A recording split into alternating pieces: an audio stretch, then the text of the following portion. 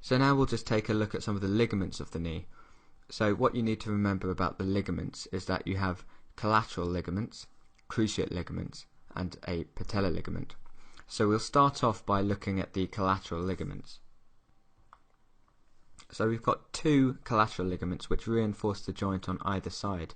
We've got a medial collateral ligament, which is also referred to as a tibial collateral, and we've got a lateral collateral ligament, or a fibular collateral ligament.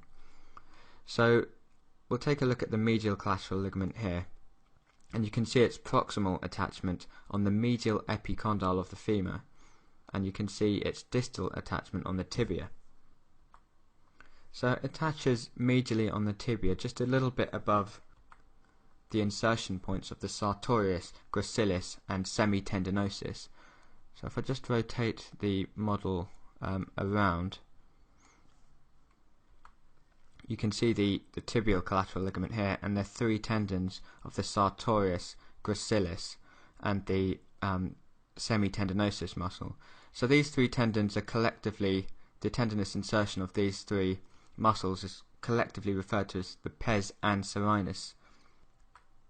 So these three insertions could be remembered with the mnemonic Sargent, so SGT, so sartorius, gracilis and semitendinosus. So laterally we've got the fibular collateral ligament, or lateral collateral ligament, and this attaches on the lateral epicondyle proximally, and distally it attaches onto the lateral part of the head of the fibula. So next we've got the cruciate ligaments. So I've just rotated the model around so we're looking posteriorly at the knee, and you can see these two ligaments which cross over each other. So this is why they're called cruciate ligaments, because the word cruciate comes from the Latin crux, which means cross, and you get other words like crucify, a crucifix, which just comes from the Latin cross. So you can see how these ligaments form this cross. So this is the posterior cruciate, and the anterior cruciate crosses over like this. So you can see their attachment in the intercondylar fossa. So this ligament here is the posterior cruciate ligament, and its proximal attachment is on the medial wall of this fossa. So you can see this wall of the fossa, so it's medially on the intercondylar fossa, and the anterior cruciate ligament has its proximal attachment on the lateral wall of this intercondylar fossa. So this attaches medially on the lateral condyle, and the posterior cruciate ligament attaches laterally on the medial condyle. So the posterior cruciate ligament is called posterior because it attaches posteriorly on the intercondylar region of the tibial plateau, and if I rotate the model anteriorly, the anterior ligament attaches anteriorly in the intercondylar region of the tibial plateau. So I've just isolated the ligaments so you can see them a bit more clearly now. So you can see how they cross over at the back here. So the function of these ligaments is to prevent anterior and posterior displacement of the tibia on the femur. So you can see, because the anterior cruciate ligament attaches anteriorly on the tibia, it prevents the tibia from sliding forward in this direction. And because of the attachment of the posterior cruciate ligament, it prevents the tibia from sliding backwards. So then we've got this ligament here, the patellar ligament. So this is continuous with this tendon above, the quadriceps femoris tendon, and this attaches around the sides of the patella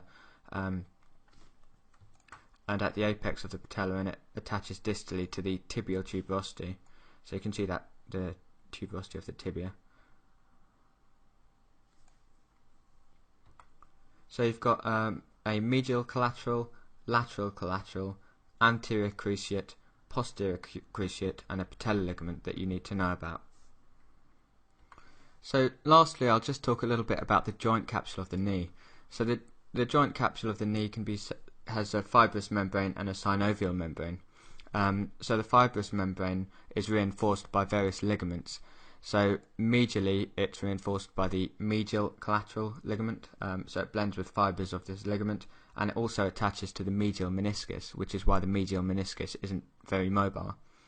And anteriorly it blends with the patellar ligament, and it attaches to the margins of the patella.